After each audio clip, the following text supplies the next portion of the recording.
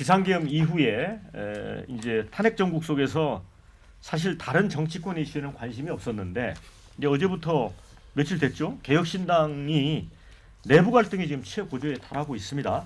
이준석 개혁신당 의원이 허은하 대표를 겨냥해 상황을 해결할 능력과 의지가 없는 인사들에 대해 당헌에 명시된 당원 소환제를 시행하는 것이 옳다면서 사실상 허은하 대표를 해임하겠다 이런 입장을 밝혔습니다. 사실은 이제 앞서서 이준석 의원의 측근인 김철근 사무총장을 사실은 허은하 대표가 전격 경질을 하면서 이제 이 문제가 터져 나왔습니다. 어떻게 보세요? 우리 설주한 변호사 보기에는 이게 지금 이게 이제 내부적인 원인과 그 다음에 나중에 한번 이준석 대표에게 미칠 영향을 나눠서 좀 설명을 좀 드리고 싶은데 한마디로 이 부분은 조금 예견된 거긴 합니다. 왜냐하면 개혁신당 지난번 전당대회 때 보면요. 그 허은하 대표와 이기인 후보, 지금은 최고위원이죠. 최고위원 두 분이서 좀 각축을 벌였었어요. 당시에 이준석 대표는 이기인 지금 최고위원을 조금 지지했던 것 같고, 그다음에 허은하 대표는 또 뭐 다른 그 개혁신당 내에 다른 세력들과 합해져 가지고 조금 이번에 대표가 됐던 것인데 그 뒤로도 뭐 갈등이 조금씩은 있었던 것 같고요. 그다음에 그런 점 등이 김범준 비서실장의 어떠한 그 문자 메시지를 통해서 뭐 드러나기도 했었었죠. 그렇기 때문에 뭐 어느 정도 전당대회 때부터 약간은 좀 애고가 됐던 것이라고 보이는데 최근에 그 김철근 사무총장 경질과 관련해 가지고 이게 벌써 한 달 정도 된 것 같아요. 제가 보니까. 근데 그때는 허은하 대표 쪽에서는 그렇게 얘기를 하고 있어요. 그 김철근 사무총장이 사무총장의 권한을 너무 확대하려고 하는 어떤 당내 그 개정을 주도하다가 본인이 경질을 하게 된 것이다라고 하고 있는데 뭐 그 뒤로부터 한 달 뒤에 계속 뭐 별말이 없다가 보니까 최근 상황을 보면요. 지금 허은하 대표와 당직자가 허은하 대표와 지금 비서실장 외에는 아무도 없습니다. 다 사퇴했죠. 네, 다 사퇴를 해버렸어요. 지금 그런 상황이 이어서 이준석 의원이 최대한 어떤 당무 개입을 하지 않으려고 하는 상황에서 이렇게 하다가 더 이상 수습이 되지 않을 것 같으니까 이제 본인이 직접 관여를 어찌 보면 개혁신당의 대주주 아니겠습니까? 그래서 관여를 해서 지금 당원 소환제를 실시를 하겠다라고 하고 있는데 뭐 당원 소환제를 하고 있으면 지금 뭐 개혁신당의 당원들로 주로 이제 많이 가 있는 커뮤니티나 이런 데 보면 허은하 대표에 대한 어떤 그 여론은 그렇게 좋은 것 같지는 않고요. 뭐 제가 봤을 때는 이준석 대표 말대로 당원 소환제를 하게 되면 실시하게 되면 아마 허은하 대표는 아마 물러서지 않을까라는 생각을 합니다만은 그러면 허은하 대표가 물러난다면 이후에 어떤 이준석 의원에게 어떠한 영향을 미칠 것이냐라는 부분에서는 이준석 의원에 대한 상당히 그 정치적으로 그렇게 좋은 영향은 없을 거다. 왜냐하면 이준석과 천하용인이라고 하는 어찌 보면 하나의 그 개혁 보수의 브랜드였는데 지금 천하용인에서 아도 빠지고 용도 빠져버렸어요. 지금 남은 사람이라고는 이기인 대표와 이기인 수석과 그다음에 천하람 의원밖에 남지가 않아서 과연 지금 지금 이번 조기 대선이 언제 열릴지는 모르겠습니다만은 앞으로 열릴 대선에서 이준석 대표가 지금 출마를 공공연하게 얘기를 하고 있는 상황인데 과연 그 이준석 대표의 정치적 확장성에서 그러니까 본인은 정말 걸출한 인재입니다만은 누군가 같이 할 수 있는 사람인가라는 부분에 있어서 상당히 그 좋은 그 모습은 아닐 것이다. 저는 그렇게 보입니다. 아니 이제 현역 의원이 2명밖에 없는 정당인데 이렇게 3명인데 네. 이제 이런 내용이 좀 벌어져서 참 근데 이제 허은하 대표는 또 임기 끝까지 하겠다고 또 제가 강구한 보기에는 입장 이게 아닙니까? 왜 이런 갈등이 생기냐면요. 미래에 대한 불안 때문이에요. 미래 불안. 미래 불안. 허은하 지금 대표는요. 예. 원외에 있습니다. 예. 원외에 있고 이준석 대표는 원내에 있죠. 그리고 본인은 대선 출마도 얘기를 했단 말이에요. 그러면은 대선 출마해가지고 본인 완주가 목표가 아닐 거예요. 예. 아마도 범여권에서 흡수돼가지고 우리 당에 들어오는 거, 국민의힘이 들어오는 게 아마 목적일 겁니다. 그렇다면 그때 허은하는 어디로 갈 것인가?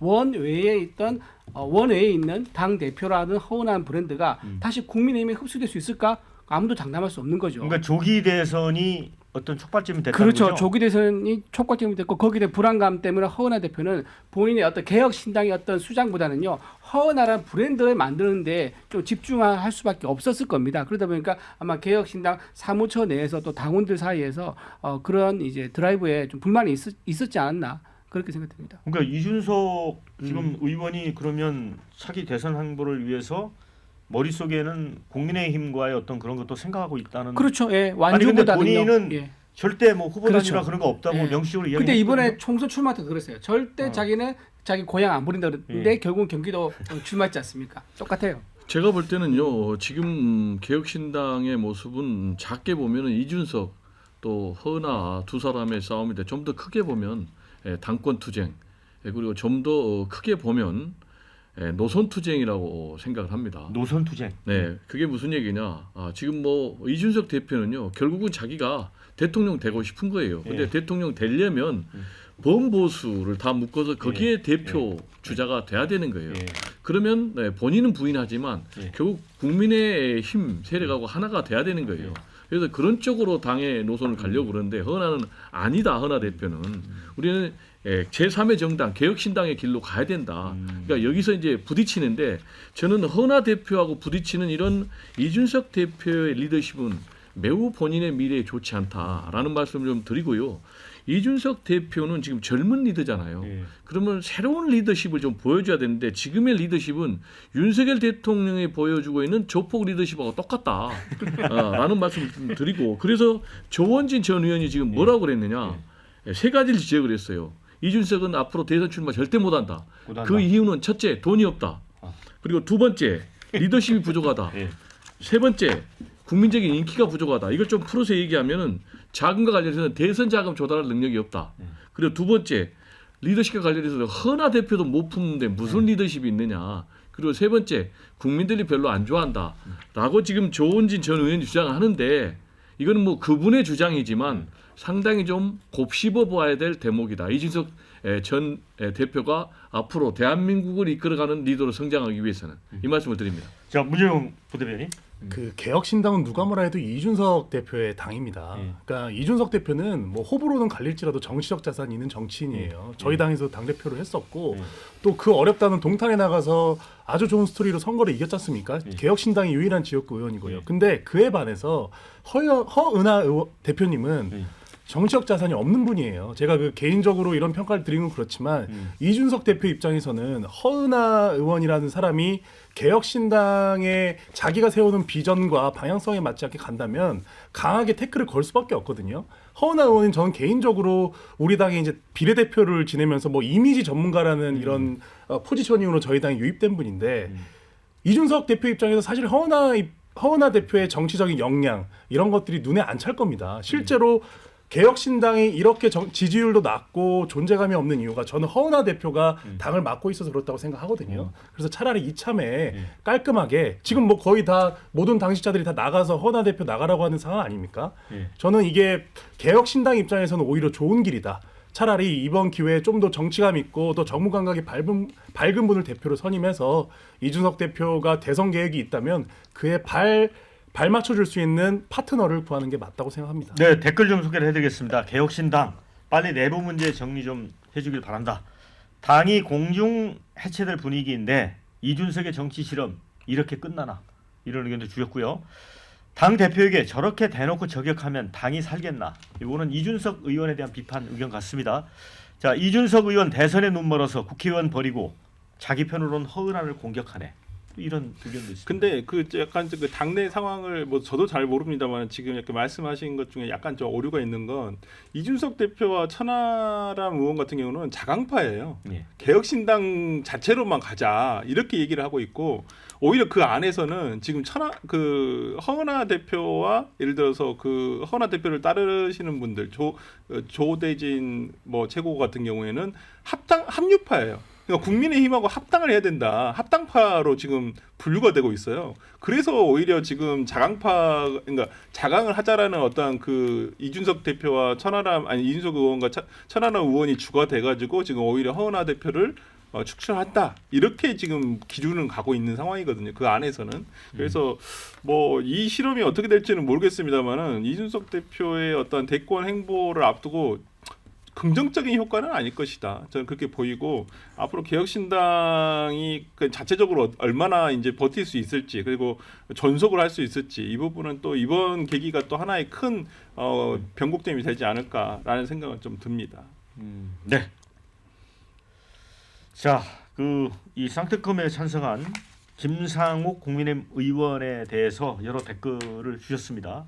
김상욱 의원의 소신을 응원한다 이런 의견이 있고요. 국회의원은 개개인이 헌법기관이다.